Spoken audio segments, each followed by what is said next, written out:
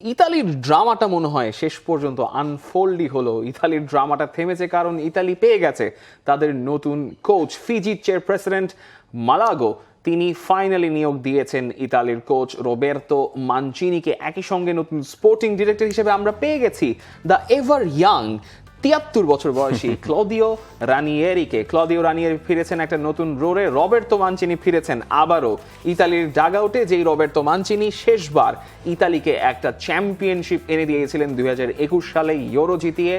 Claudio Ranieri এবং Roberto Mancini মিলে এখন ইতালির ফুটবলটাকে কবর থেকে তুলে এনে নতুন করে আবার প্রাণ দেওয়ার চেষ্টা করবেন। এখন যে পরিস্থিতি রয়েছে তাদের কথাবার্তাতেও সেই মোটিভেশনটাই খুঁজে পাওয়া যাচ্ছে যে তারা আবারও ইতালির ফুটবলটাকে জাগাতে চান। Which is the world-class cable brand?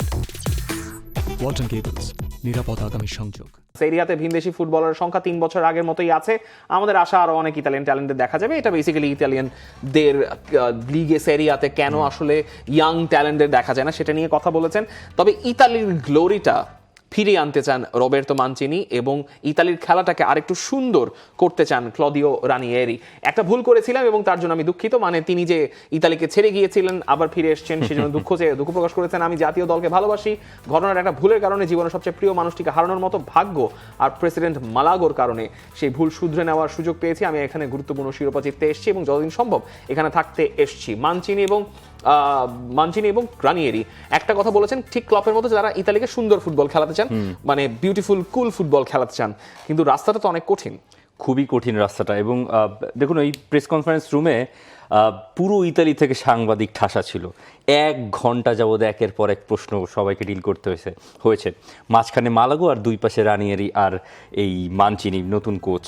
ইতালির প্রেশারটা তো এই মানচিনি জানেন, তিনি জেনেই তো এই দায়িত্বটা তিনি নিয়েছেন। ইউরো জিতিয়েছিলেন ওই ২০২০-এর ইউরোটার পরে, যেটা ২০২১-এ হলো। তিনি জানেন যে ইতালির বোর্ড বা ইতালির এই ইয়াটাকে কীভাবে কাজ করে। এমন অনেক প্রশ্ন ছিল যে ইতালির ফেডারেশনে বা ইতালির ঘরোয়া ফুটবলের স্ট্রাকচারে কি তেমন কোনো পরিবর্তন আপনি দেখেন? তিনি তেমন কোনো পরিবর্তন দেখছেন না। ঠিক যেমন বিদেশি প্লেয়ারদের সংখ্যা ৩ বছর আগেও তিনি দেখে গিয়েছিলেন, এখনও তেমনই আছেন। কিন্তু একটা বিষয় তিনি বারবার বলছিলেন যে কথার মাঝখানে, যে তার যদি প্রয়োজন হয় তিনি পলিটিশিয়ানদের ইনভলভ করবেন। তিনি সেরিয়ার প্রত্যেকটা ক্লাবের কাছে যাবেন যেন ইতালির হোম গ্রোন প্লেয়ারদের, ইয়াং ট্যালেন্টদের বেশি করে সুযোগ দেওয়া হয়। সেরিয়া, সেরি বি বা সেরি সি, যে যতগুলো স্তরের ফুটবল আছে ইতালিতে, সব জায়গায় যেন ইতালিয়ান ফুটবলটাকে নার্চার করার একটা বিষয় বা একটা পদক্ষেপ নেয় প্রত্যেকটা ক্লাবগুলো। আর একটা বিষয় যে একটা শিরোপা তিনি জিততে চান বলতে গিয়ে ভুলে আর একটা শিরোপার কথা মেনশন করেছেন। যেই ইতালি বিশ্বকাপ খেলে না, সেই ইতালিকে তিনি একটা না দুটো শিরোপা জেতাতে চান। প্রথমটা তো ইউরোর চ্যালেঞ্জটা সবার আগে আসবে, এরপরে বিশ্বকাপ।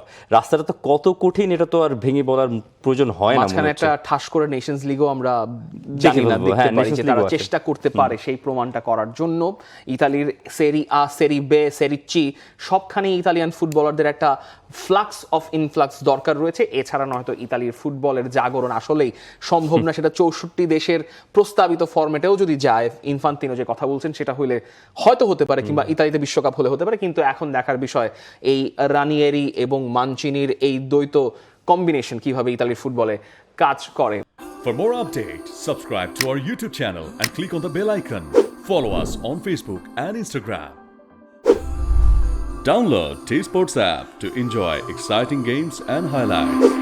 Visit tsports.com.